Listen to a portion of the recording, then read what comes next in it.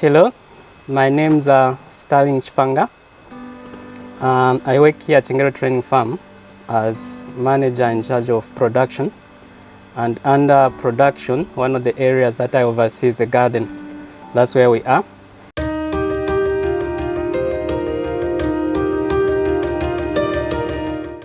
Okay, so now we'll just give general information about the rep. We've got a bed where something was recently transplanted about 2 weeks ago. And the good part about this place is that it has received basal and top dressing already, so I'll explain. So the emphasis to begin with will be the spacing, which is 30 by 30, I said, for the rep. So this is actually 30 by 30. And the other point is about the bed itself, the permanent bed in this case. So we're just coming out of the rain season where we raise the beds a bit, but again we don't raise them too much, as you can see. But this will continue until the next rain season. We are not going to dig or to do anything with this one. We'll just be changing or rotating the crops. So we've got a rep here which is transplanted at 30 by 30, and the basal is applied. So with the basal, we make a wall 5 centimeters. So you can see these walls. I hope you can see. So these are approximately about 5 centimeters throughout. You can see them. So in this hose, that's where we applied the basal. It has to be in a hole because the basal consists of or comprises 3 major elements, which is the nitrogen, phosphorus, and the potassium. So out of the 3, 2 of them cannot be accessed by the plant if they are not in the soil, and that is the phosphorus and the potassium. So this is why we dig a hole, just to make sure the fertilizer is in contact with the soil. The nitrogen doesn't mind, and this is why you can see the top dressing on top, because mostly it's the N, or the nitrogen. It easily dissolves as long as you apply it on the wet surface or where there is moist. Yeah, so the soil has to be moist when you are top dressing. So let me get back to the basal. So 5 centimeters away from the plant, as we can see. Then also about 3 to 5 centimeters deep. Don't place it too much deeper than 5 centimeters because it won't be accessed by the plant. It will dissolve in the soil, but it will be too far. Remember, these are just small plants, seedlings coming from the trays. So the root system hasn't gone that long or that much. So because of that, we make sure we place it 5 centimeters away and about 3 centimeters deeper, so that as it dissolves, then to be accessed. Then the top dressing will come similarly, but will be pressed on top, and this is the top dressing. So because it dissolves, it's mostly N, which is nitrogen. So as long as it's moist where it is placed, then to dissolve and the plant to access it. So that's about spacing, 30 centimeters by 30 centimeters. Then, and I also get back to the point where I said the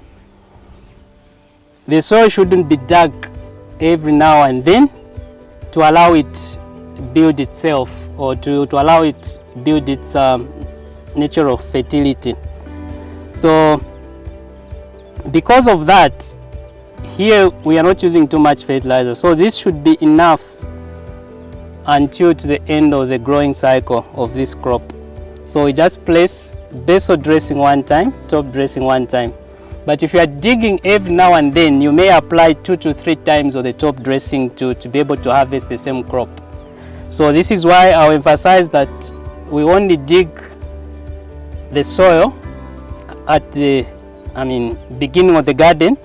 Then also in the rain season, if you have to raise the seed beds a bit, just to allow the drainage of the water, because in the rain season the water table moves up very close to the ground, and in the dry season it goes down.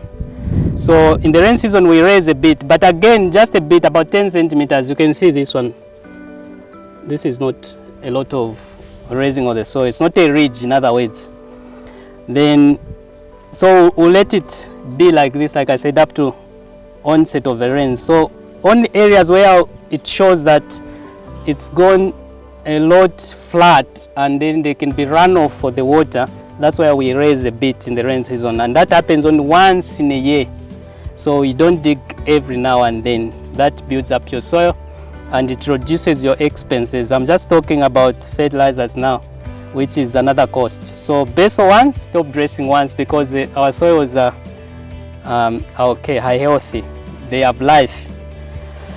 And yeah, like I said, if it wasn't for commercial purposes, maybe we wouldn't even apply fertilizer. But because of commercial purposes, everything is time bound. So somehow we are forced to make sure it produces within that time frame. Yeah.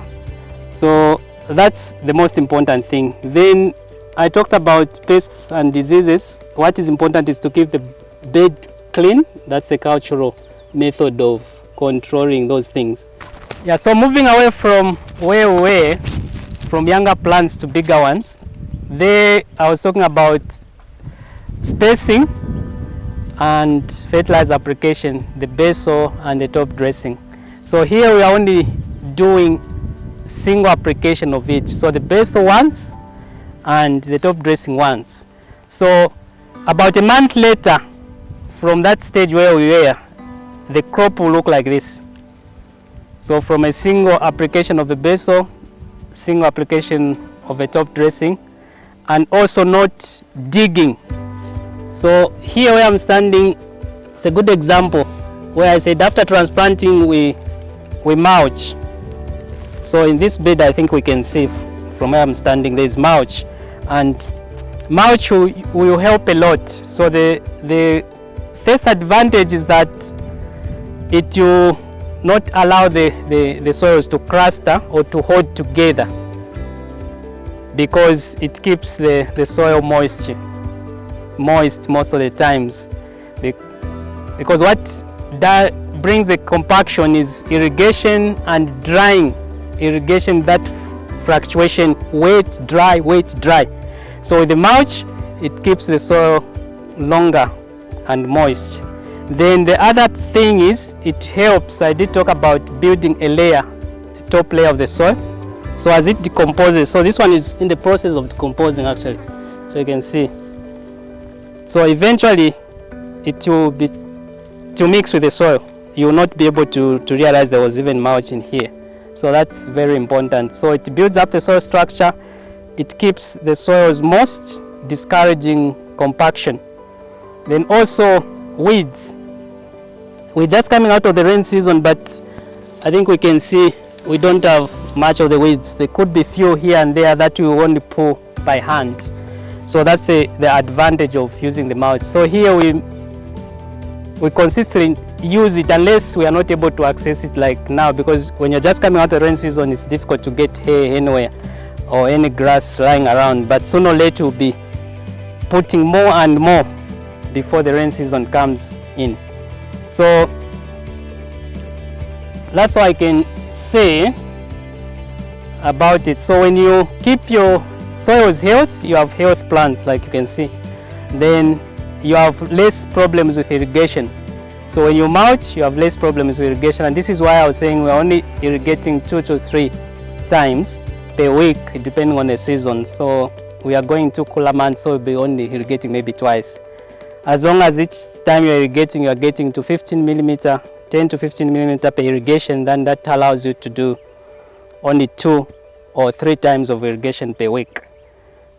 We hope you've enjoyed this episode and learned one way that you can bring life back to your soils. Feel free to leave a comment below or visit us at our website, foundationszambia.org.